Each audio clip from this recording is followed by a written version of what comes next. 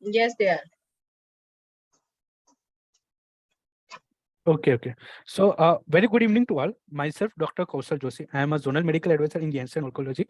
I invite you all for this educational fest about multiple myeloma, where we are going to discuss about myeloma disease awareness meeting about multiple myeloma, different types of multiple myeloma, how it is going to diagnose in primary setting at the physician level, orthopedician level, or the nephrologist level, how one can refer those patients to the hematologist, and what actually hematologists do with multiple myeloma patient, what are the therapy available, what are the clinical diagnoses available, and how induction bone marrow transplant are done in this patient.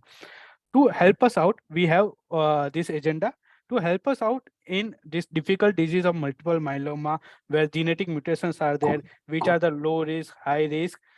We have Dr. Chirag Saha sir, who will going to discuss about diagnosis, prognosis, and management of multiple myeloma. It's my honor to present to you our today's speaker, Dr. Chirag Saha sir. Sir is MBBS from the Government Medical College, uh, from the Vadodara, the SSG Hospital. Sir has done the MD in medical oncology from USA, MD in hematology from USA, and MD in internal medicine from the USA. Sir has cleared the diplomate of American Board of Medical Oncology, hematology, and internal medicine, and also recertified in 2012. Currently, Sir serves as a director of Department of Hemato-Oncology and Bone Marrow and Stem Cells Transplant at CBCC and Apollo Cancer Center, Ahmedabad. Sir is a senior consultant hematologist at the Apollo Hospital and CBCC, Ahmedabad, and a director of the Shyam Hem Onco Clinic at Ahmedabad. Sir is being member of various societies related to the medical oncology. So he is a member of Indian Society of Medical and Pediatric Oncology, a member of Indian Medical Association, American Society of Clinical Oncology, and American Society of Hematology. Sir has done the various publication and abstracts on his name. Over 200 plus articles are available on cancer diagnosis, treatment for doctors, and sir is writing the monthly article in Gujarat Medical Journal, which is available to around 25,000 doctors all over the Gujarat to get aware about the cancer diagnosis and treatment available. Apart from this academia, sir has also interest in writing a various book chapter in regional languages like Gujarati, Hindi, and English to educate the patient about the oncology, what is cancer, whether one should worry about the cancer, how the diagnosis will happen in various regional languages. He has written a chapter on bone marrow transplant in National Guideline on thalassemia, which is available in Indian Academics of Pediatrics. And apart from this, sir has delivered more than 100 talks over various national and international level conferences worldwide for the hemato-oncology or the medical oncology perspective. So it's our honor to have Dr. Chirag Saha sir with us, and it's great opportunity for us to learn about the multiple myeloma, how we can refer the patient to the hematologist at which level. As we all know, the early the diagnosis, early the treatment. So let's not take much time of yours. I will hand over this session to Dr. Chirag Shah sir itself. With us, sir will discuss about the multiple myeloma and how it happens into the patient and what one should do when it happens. Over to you, Dr. Chirag Shah sir. Thank you, Dr. Kaushal and J&J for this opportunity to discuss this very important topic, multiple myeloma.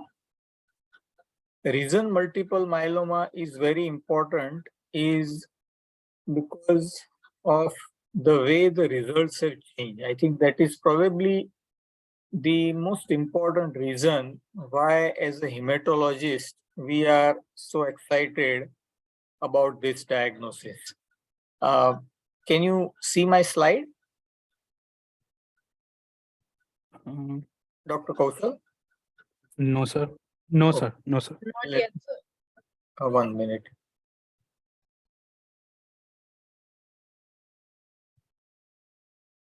So now, Yes, sir. so multiple myeloma, when I started practice in 2002, was a disease where if anyone crossed more than 2 years, we were very, very happy. And today, with more than 10 years survival, we feel it is fairly normal. So you can say that about 5 times increase in the survival, and the number of options also, medicines were far and few and very difficult, required hospitalization and all. And now majority of them are outpatient. We rarely admit patients for treatment of myeloma. So even though the number is not as much as breast cancer or lung cancer, but the results are excellent, and that is why early diagnosis becomes even more important. So let's see how these patients can present. So first, of course, multiple myeloma is a malignancy of plasma cells which reside in the bone marrow and produce the antibodies. So normally they are less than 5% of marrow cells. And what we'll try to see today is when to suspect. We already discussed the survival and excellent quality of life with this disease. So we have a couple of patients that I will discuss. 55-year-old man with no symptoms, hemoglobin 10.5 on routine CBC, other counts are normal. A typical patient in a physician practice where, you based on only CBC, many people would prescribe only iron and vitamin supplement and call them back after 1 month. But this patient's blood smear had what you can see here, lot of rouleau formation. These red cells like a stack of coins. And when he presented after 1 month, his creatinine was high and his renal biopsy showed these kinds of casts in the renal tubules. And bone marrow showed this increase in plasma cells. So he was clearly a case of multiple myeloma. Another patient, another common symptom in orthopedic practice or even physician practice, 34-year-old man with history of backache, mild anemia and ESR 60, X-ray spine, mild osteopenia. He is advised to take ibuprofen, paracetamol and follow up as required. After 2 months, he comes in stretcher, unable to walk with severe back pain and pit edema. And now his X-ray spine shows compression fracture of D11-12 and severe osteopenia with a creat of 2.2, potassium 6.0, hemoglobin 8 and ESR 150. So when do you suspect myeloma? Because these are common scenarios, in mild anemia, back pain. So we cannot obviously advise everyone to undergo advanced testing, bone marrow and MRI. So how do you figure out which ones are likely to be a trouble and who need more evaluation? So the simple screening would be that if there is anemia, you check ESR, creatinine, and peripheral smear. So if the ESR is high, there is rouleau or creatinine abnormal. Any one of the three means something else is going on. It doesn't have to be myeloma all the time, but this is not a routine anemia. Similarly, a back pain with anemia or high ESR or high creatinine is not a normal patient. There is something more going on, even if X-ray is normal. And if X-ray shows lytic lesions or osteopenia, osteoporosis, of course, the concern level is significantly higher. So if you just do these very simple tests in practice, CBC, ESR, and creatinine, In case of anemia or back pain, then you can pick up most of the cases early.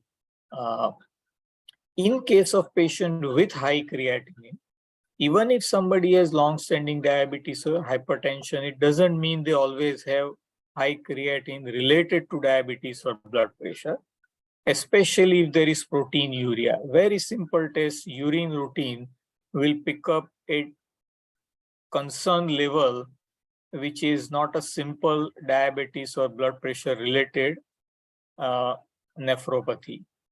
They may or may not have abnormal hemoglobin, ESR, or back pain. And if there is proteinuria, of course, they would need further workup such as renal biopsy. In such cases, free light chain is more important because the serum protein electrophoresis and immune fixation electrophoresis may miss about 20% of cases of myeloma, the light chain myeloma.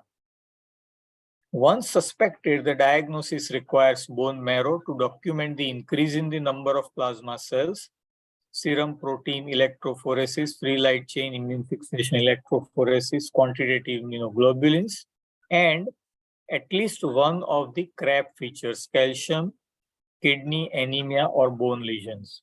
If there are no CRAB features, then this is not a myeloma, but a MGUS, monoclonal gammopathy of uncertain significance, or with certain criteria, it is smoldering myeloma.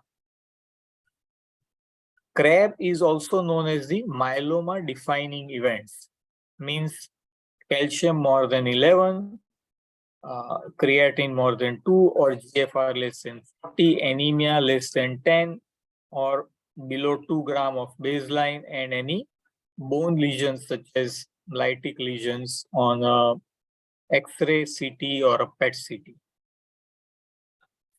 Free light chain assay is a very important test, especially in the 20% of cases where the serum protein electrophoresis may be normal, and it is more commonly seen with renal disease alone rather than the typical all the myeloma patients.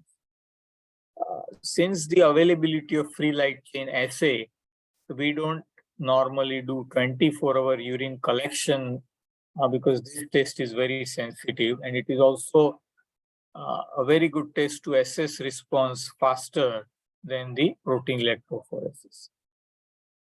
Now, multiple myeloma accounts for about 1% of neoplastic disease. So as we said, it is not very common, but very important for these reasons that we have mentioned.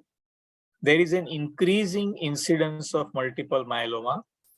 It is not clear why, but the concerns are related to pesticides, organic solvents, radiation, and possibly low physical activity, as one of the latest studies shows. So the sedentary lifestyle is obviously increasing.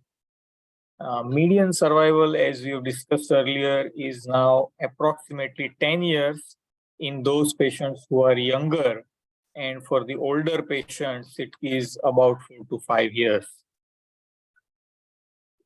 In India, based on the 27 population-based cancer registries, we have about 14,000 new cases per year of multiple myeloma, out of which 12,000 deaths occur every year, and the 5-year prevalence is 30,000 cases. With early diagnosis, of course, this number can come down a lot. And the age is about 60 to 69 in majority cases, but in India, we see a lot of younger patients also, like in their 40s and even sometimes 30s. Prognosis depends on beta-2 microglobulin and albumin, which are used in the ISS staging, and the revised ISS staging adds cytogenetics, especially by FISH panel. The traditional karyotyping is not very sensitive, and hence most people need FISH panel to detect those abnormalities. And the third is LDH.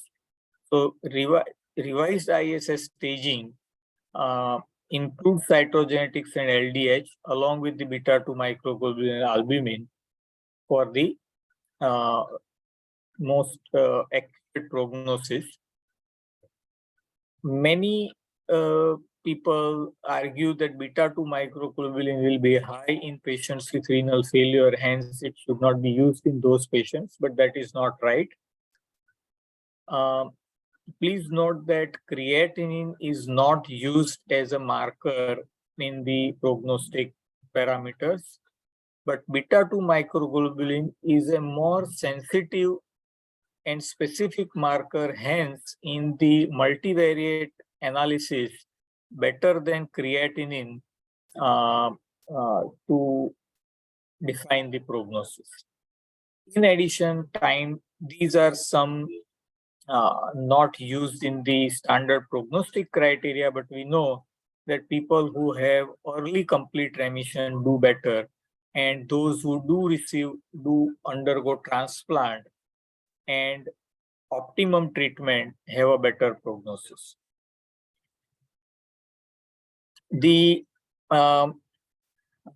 is one of the classifications for apart from RISS, there are other classifications used for prognostication, and this one is more focused on the cytogenetics, and it puts standard risk cytogenetics and high risk cytogenetics. And then there are double hit and triple hit myeloma, which have more than one high risk genetic abnormalities or 3 or more high risk genetic abnormalities. These have particularly worse prognosis, and hence they are separated. And these patients benefit minimum from even the autologous bone marrow transplant. So if you have such patients, then their planning has to be done differently, and very important they be referred to referral centers for the planning of decision treatment.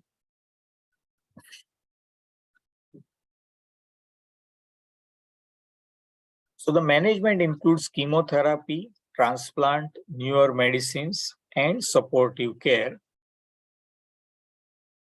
The algorithm for multiple myeloma management for a newly diagnosed patient has been same for many years, where the patients who are the first starting point of planning is whether the patient is transplant eligible or not.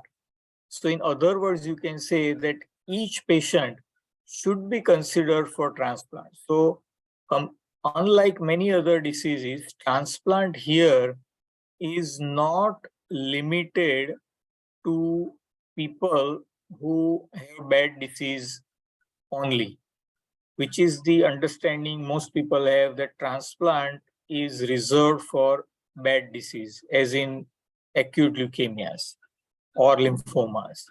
In myeloma, even the most standard risk patient or low risk patient is eligible for transplant and has an improvement in results based on transplant. So the algorithm is that if you are transplant eligible, then you undergo 3 to 4 months of treatment with chemotherapy. Most common today would be a combination of bortezomib, lenalidomide, and dexamethasone. Thereafter, either you undergo transplant or you collect stem cells, store, and continue the same treatment.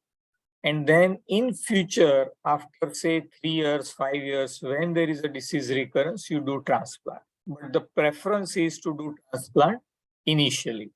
Those who are transplant ineligible, such as somebody who is over the age of 70, here we don't collect stem cells, we don't think in that line. We do the induction with treatments like RVD, the bortezomib, lenalidomide, dexa, or only lenalidomide, dexa. And then we go on to maintenance. After about 9 to 12 months of this treatment, we go to maintenance and we continue tablet on a long run. So, as we have discussed, transplant is very important, and if not done in the first line, it must be done at relapse. people who don't get transplant any time in their treatment have about half the survival. So as you can, so it is very important that if not first line, at least at the relapse, transplant must be offered. There may be patients who would deny, but they must have an option discussed with them, as it is clearly a very, very important part of the treatment. The stem cell source nowadays is generally peripheral blood, and in about 20% cases, we get more than 10 years of survival after transplant without any further treatment, where we use the word kind of operational cure. Some people define it as after 12 or 13 years, and there is a possibility that some of these people may remain disease-free for much longer. And transplant is autologous in myeloma and can be done up to age 70. Allogenic transplant means taking stem cells from somebody else, from a donor, is rarely done. The results are poor and with a high mortality. So even if the patient is high risk, then also in the first line, generally, LOBMT is not offered. It would be better to give these patients some newer treatments, put them on a clinical trial, do other things rather than allo transplant, where about 30 to 40% people die from the transplant itself in the LOBMT. Whereas in the autologous transplant, the survival rate is excellent, and even up to age 70, the mortality rate is only about 2%. The concept of stem cell transplant is that, as you have discussed, first you give the medicines for a few months, then you collect stem cells. To collect stem cells, we give growth factor GCSF for 5 days under the skin, and on the 5th day, we collect stem cells from peripheral blood using apheresis, same process as making single donor platelet. Just that instead of platelet, now we are collecting stem cells from blood. So there is a different process, but the machine is same. And it takes about 4 to 5 hours.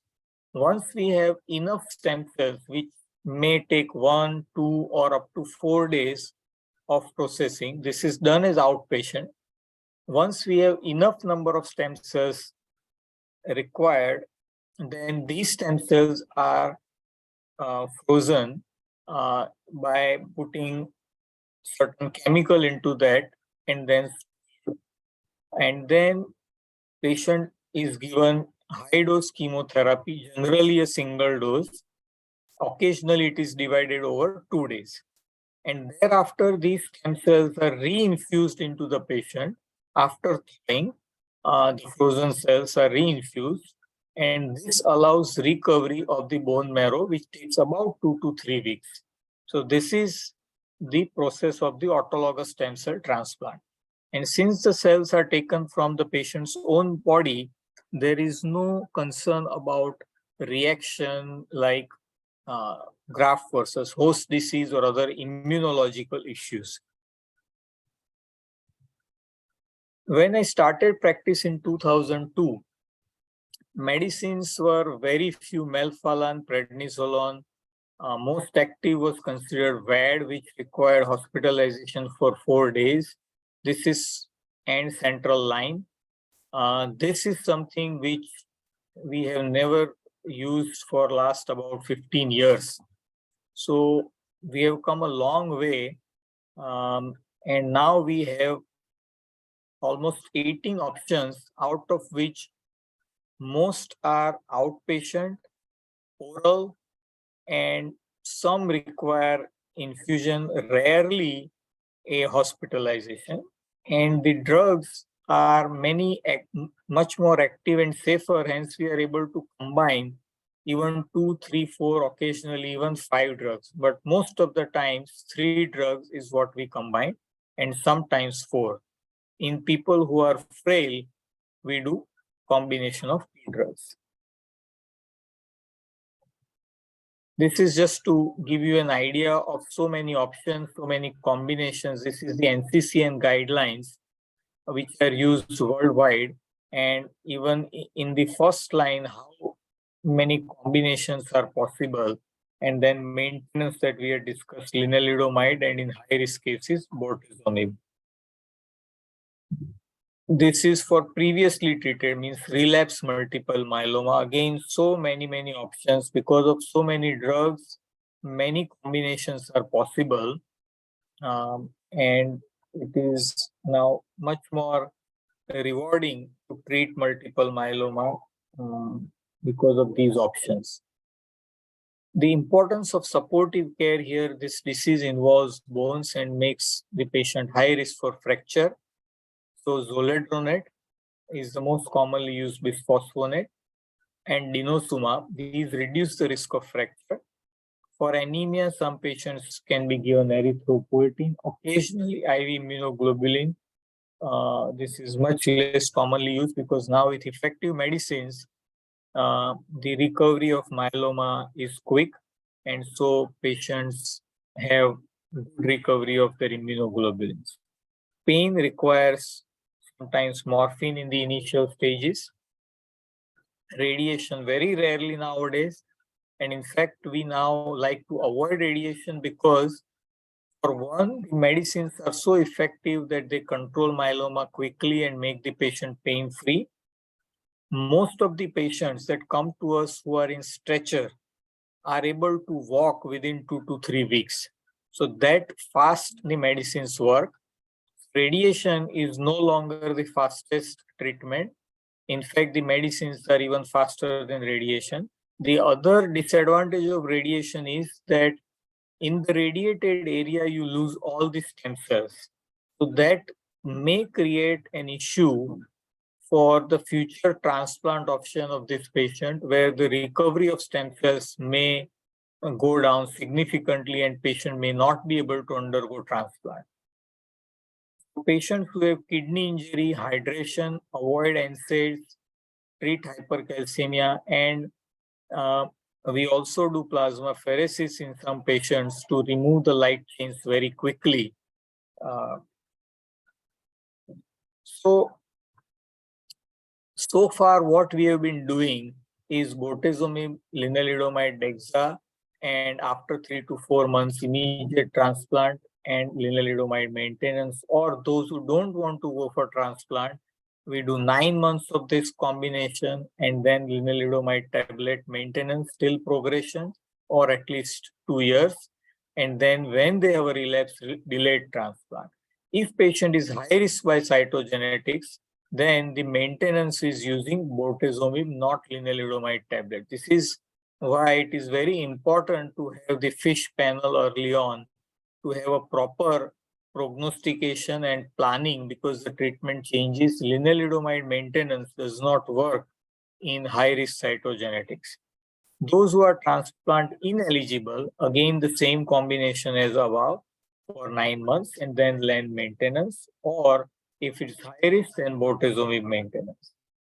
And for elderly or frail, we use lower doses of lenalidomide and dexamethasone. Instead of 40 milligram, we use 20 milligram dexamethasone, even 12 milligram for some people, because even though this dose is once a week, but some people are unable to tolerate that also, especially elderly can have significant issues even with 20 milligram dexa once a week. Unlike the international protocols where 3 weeks on, 1 week off schedule is used, we find that for most of Indian patients, 2 weeks on, 1 week off is much better tolerated with regard to blood counts and reduces the need for repeated blood counts and calling the patient back and forth, adjusting the doses, etc. And the results are equal. Now, the first line combination bortezomib, lenalidomide, dexa gives about 90% response rate, and now it is very clear in multiple studies that the bortezomib cyclophosphamide dexa or bortezomib thalidomide dexa is no longer ideal, and the RVD is clearly an established first-line option. But when the response rate is already 90%, how do you improve further? So the surrogate markers for the this improvement in long-term outcome are the complete remission rate and stringent complete remission rate. It is important to realize that the many drugs would provide disease-free survival, PFS improvement, but the interventions which have led to overall survival improvement are RVD versus RD, means three drugs clearly has proven to improve survival. Then lenalidomide maintenance after the initial treatment and daratumumab. So these are the three very important interventions that show improvement in overall survival, which is a gold standard.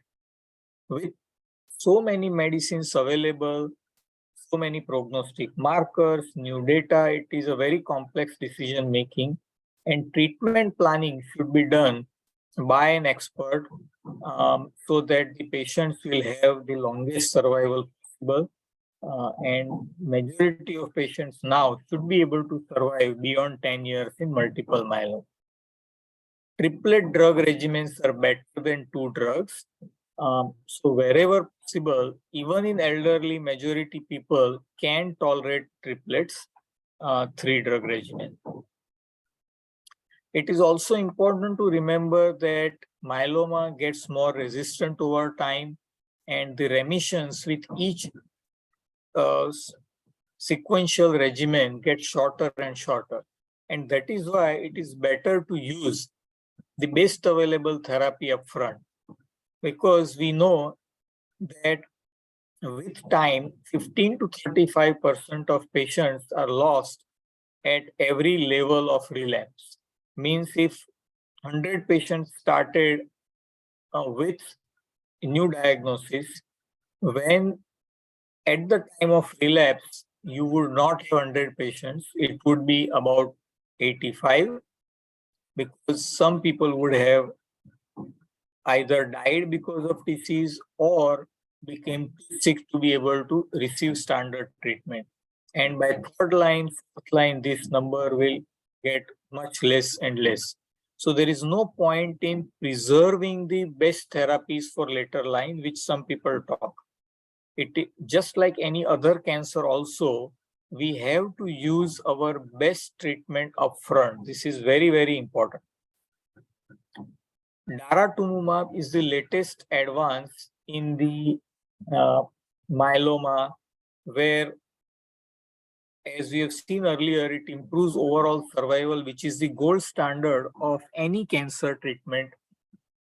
And daratumumab has best data in both transplant eligible as well as ineligible.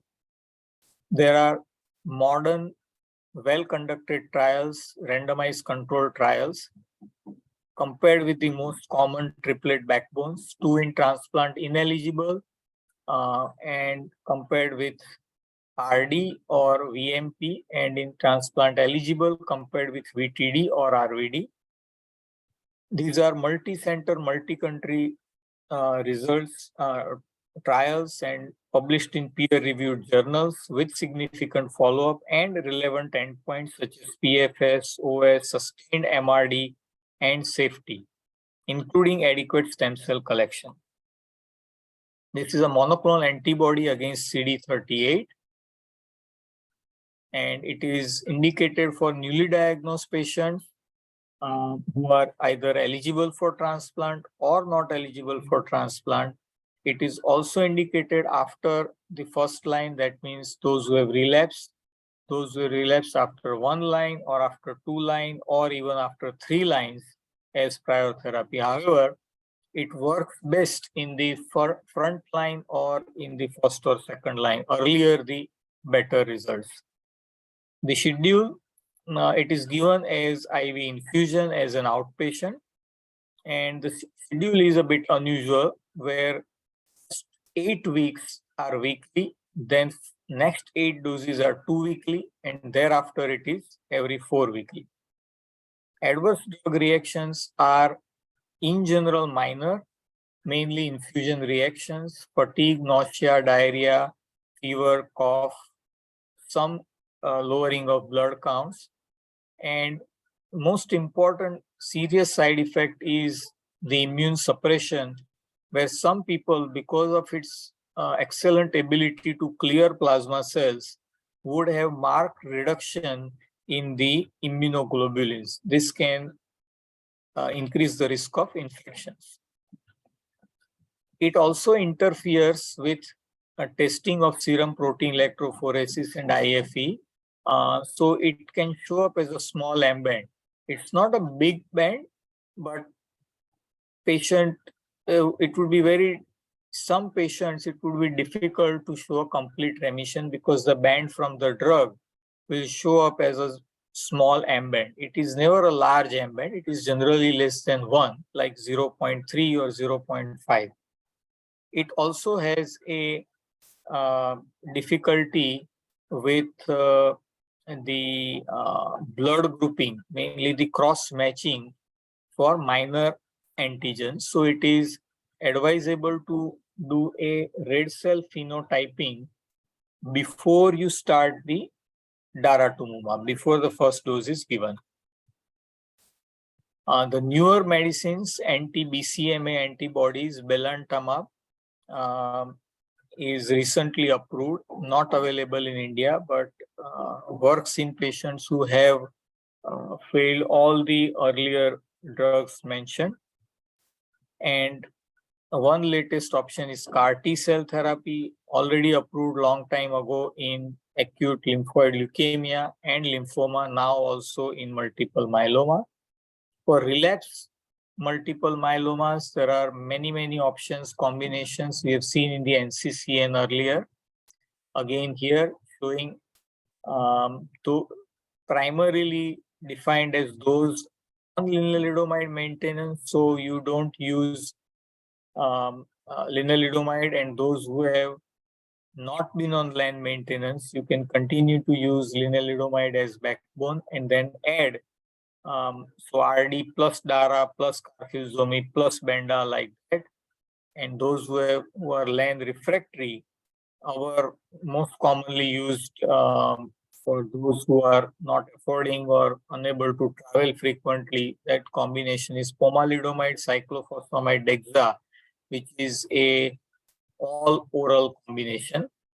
Those who can, preferred would be to add daratumumab to bortezomib dexa, pom dexa, carfilzomib dexa, or carfilzomib pom dexa. And then, of course, there are older ones, Benda, VCD, and melphalan-based also. So in the current scenario now, after all the latest data, how would I like to treat now? So if I have a patient who are eligible and can afford to go for the daratumumab-based regimen, then the current latest recommendation is for transplant ineligible to start with DARA based combination, preferably DARA with Lendex. And those who are transplant eligible, then it is for those who are low risk, we can still use only the bortezomib Lendex. But if there is any higher risk, then add DARA to the bortezomib Lendex in the single chromosome abnormality or even double hit or triple hit, and then the rest of the plan remains same, and you can add daratumumab to the maintenance also after transplant. In summary, it is important to suspect myeloma in patients who present with anemia, backache, or increased creatinine. The prognosis is much better, especially if early diagnosis, outpatient treatment, several treatment options. Transplant is extremely important in the multiple myeloma, preferably first line. Earlier survival was about 1.5 years. Now median survival is 5, and most people survive more than 10 years with excellent quality of life. And late diagnosis can lead to several complications like kidney failure, fracture, severe sepsis and severe anemia. Thank you. And those who are interested in reading more about myeloma or for simpler videos on myeloma uh, or blog pages, they can read on my clinic website or the YouTube and other options. Thank you. Thank you, Dr. Chirag Shah, sir. That was an excellent presentation about the multiple myeloma from the basic towards the level of the treatment, about the relapse cases also, and about the high risk cases also. What to do, how you are approaching the patient of multiple myeloma in your clinical practice, started from the which started from 2002, which is almost now 21 years into the field of this, and acknowledging the uh, panelist or the participant doctors about how they can also read about this topic in further way to clarify their diagnosis. So, dear participant doctors, we have sir with us for around 15 minutes. Please put your question into the question and answer box to clarify your query about the multiple myeloma. Till then, sir, can you simplify the few critical sign and symptom of multiple myeloma that an physician or orthopedician come up and refer to the hemato-oncologist or the medical oncologist? Right. So, like we mentioned that if patient has anemia, then you should at least get ESR, creatinine, and a basic smear review. One of the three abnormalities will immediately raise red flag that this is not a simple anemia, and this would help you with early diagnosis. Unfortunately, there are no specific signs or symptoms of myeloma as such. So, the other one is back pain. There may be fatigue from low hemoglobin, uh, very rarely related to symptoms related to the renal failure or high viscosity. But the other ones are very rare and in extremely advanced myeloma. Sometimes people are diagnosed nowadays during a health checkup where somebody would have a imaging study done and there is osteopenia, and especially if a younger patient with osteopenia, you should be worried and you should not say that this is simply osteoporosis and all. Sometimes patients are diagnosed having abnormal albumin globulin ratio. So they had workup for something else and they found this. Nowadays, a lot of people get MRI for various reasons, for even simple backache or something. And MRI is a very good test to pick up bone lesions. So if you have abnormal MRI, then also you must advise additional workup. And as I said, the additional workup is very simple to guide you whether you are looking in that direction or not. So you don't have to have bone marrow biopsy or very fancy test. Just order ESR, smear review, creatinine, and if you want to go to the next level, then protein electrophoresis. These are very inexpensive tests and can pick up 80% of cases of myeloma. 20% would require free light chain assay. But at least they would definitely guide you that something is wrong and you need more workup. At that point, you may decide to refer to a hematologist that there is a suspicion, and if required, more workup can be done. Thank you, sir. So coming to the common point what sir has discussed as it can be an accidental finding when you patient is going for the routine checkup, and you can easily diagnose 80% time with the protein electrophoresis or ESR checking, as sir has discussed clearly from his experience. Dr. Chirag sir, how you are proceeding the multiple myeloma case in older patient? What are the key cautious points you look for those patients who are older, sir? So in older patients, the most important thing is that transplant is not an option. When we say not an option, means over the age of 70. See, in the earlier days, we would consider older means over the age of 60.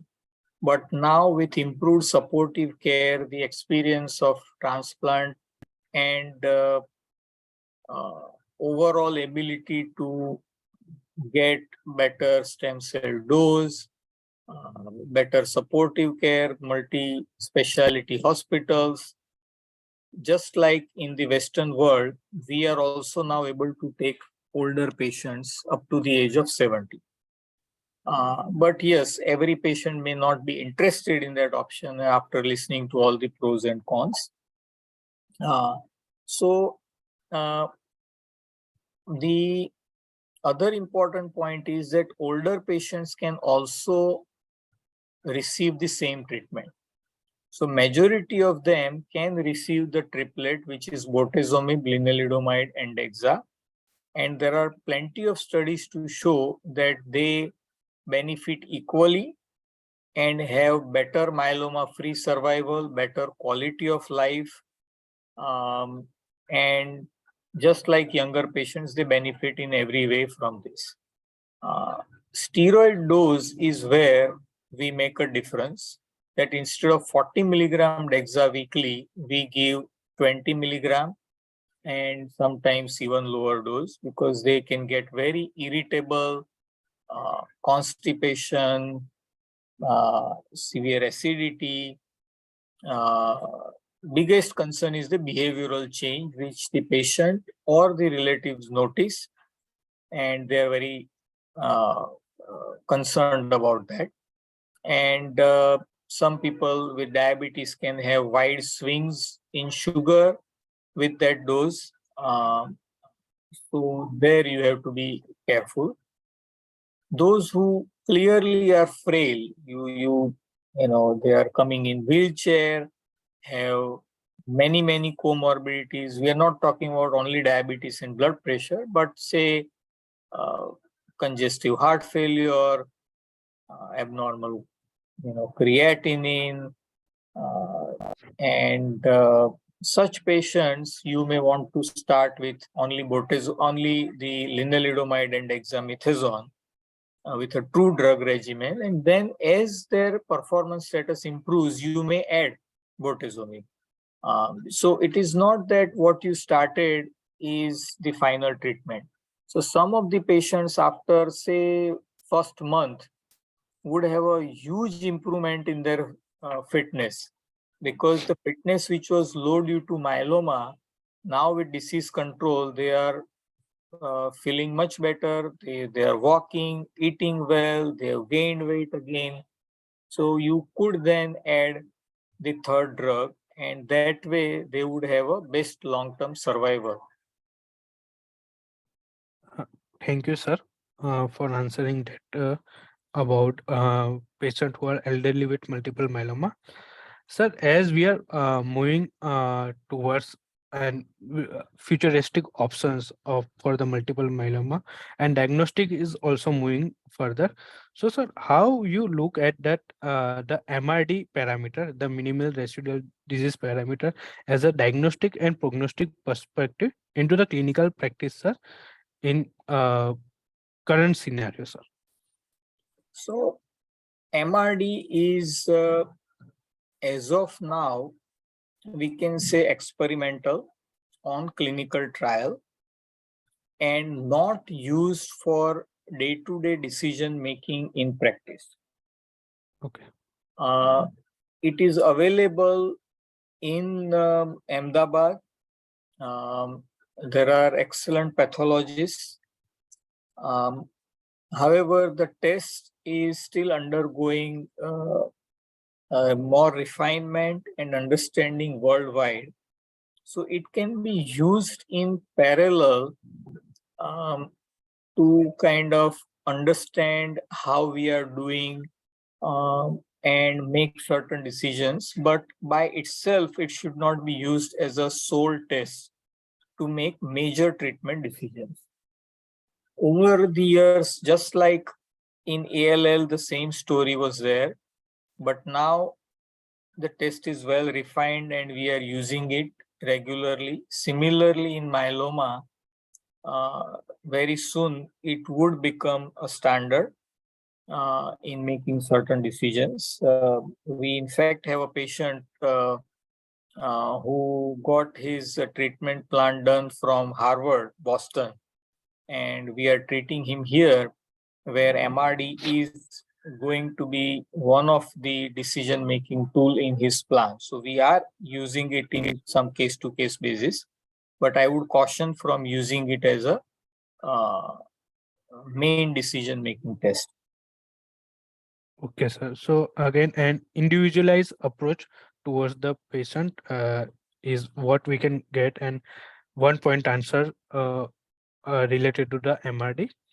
Sir, can you share your experience about using daratumumab in your clinical practice, sir? Right. So we have a number of patients where daratumumab was used in frontline as well as relapse setting.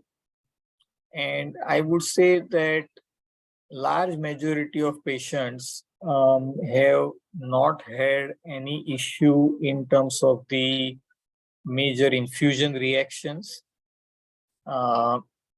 Occasional patient we had to give immunoglobulin because their quantitative immunoglobulin levels dropped very low, and that patient had 2 episodes of pneumonia. So if there is no documented infections and only drop in immunoglobulin, we don't generally give prophylactic IV immunoglobulin. The results are, we cannot compare with other chemotherapies because this our experience is not randomized. But whatever we have seen, some of the patients have had very rapid, excellent reduction in free light chain assay from 10,000 plus to near normal within 2 months using combinations of daratumumab and other medicines, which in our historical experience would not happen so fast if the free light chain was so high. So this may be due to addition of daratumumab. Single agent daratumumab, the experience is not very strong, which is also the same as in the literature, that single agent daratumumab, the response rates are not very high. But if there is a patient who is desperate and has used multiple lines of therapy and unable to receive aggressive therapy, then this is a good addition. One major advantage we find is that it allows us to add a 4th drug, which otherwise would not be feasible because the side effect would be too high if we were to give the traditional 4-drug regimen. So without increasing the side effects too much, we are able to add a 4th drug. And one patient had more GI side effects, but it's very uncommon that we had to stop anybody because of the side effects per se of daratumumab. Thank you, Dr. Chirag Sasar, for evaluating daratumumab in accordance with your clinical practice and what is your experience till now. So, sir, with that, we will come here towards the end of this webinar called Myeloma Disease Awareness Meeting. So, dear participant doctors, today here from the experience of Dr. Chirag Sasar, we have learned how one can suspect the multiple myeloma, what are the key diagnostic feature that you can look for the multiple myeloma, what are the low or the standard risk profile of the mutations for the multiple myeloma and high risk profile for the multiple myeloma, and how the disease has progressed with the treatment parameters, which was previously and 1.5 to 2 years mean average years of survival to the 10 years of uh, current day survival with the best available treatment, and even an elderly patient more than 70 years are surviving with the multiple myeloma. Only thing is, if we will diagnose the patient as early as possible and refer those patients to the key medical oncologist or the hematologist to start up with the treatment is the key features over here to save the life of the patient. And as Dr. Chirag sir has mentioned clearly, that according to the patient profile, there is an individualized approach. You can one shot will not fit for the all. Same is here for the Indian patient scenario. The dosage modification is done. For elderly patient, we are modifying the dose according to the patient clinical profile which are there. So thank you, Dr. Chirag Sasar. On this weekend of Saturday, you have taken out your critical time and given an lecture over the multiple myeloma. So we have gained the knowledge about disease, and I hope that will help the patient which are coming to the participant doctors in day-to-day clinical practice.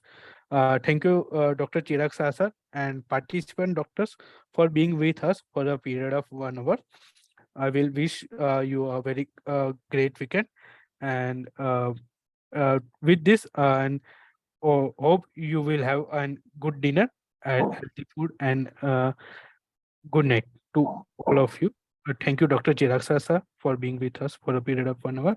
We have gained a lot of knowledge from different aspect of perspective, what American people or the USA people are doing to treat the multiple myeloma and how the treatment approach changes in the Indian patient. Thank you, sir. We will be in touch with you over a period of time, sir. Thank you, sir. Thank you, Chirag sir. Thank you, Kaushik sir. Thank you very much, sir. Thanks. Thank you, sir. Thank you. Good night, sir. Good night, sir. Night.